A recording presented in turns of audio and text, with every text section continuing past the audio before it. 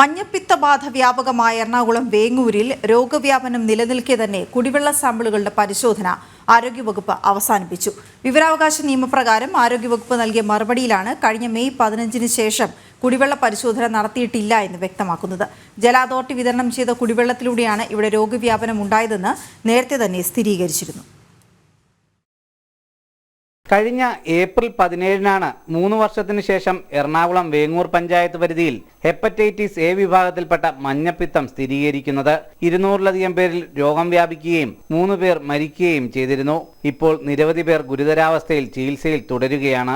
രോഗം ഒരാളിൽ സ്ഥിരീകരിച്ചാൽ 45 ദിവസത്തിനകം പുതിയതായി ഒരാളിൽ രോഗം റിപ്പോർട്ട് ചെയ്തില്ലെങ്കിൽ മാത്രമേ പ്രദേശം രോഗവ്യാപനത്തിൽ നിന്ന് മുക്തമായതായി പറയാനാവൂ എന്നാണ് ആരോഗ്യവകുപ്പും പഞ്ചായത്ത് പ്രസിഡന്റും വ്യക്തമാക്കിയിരുന്നത്.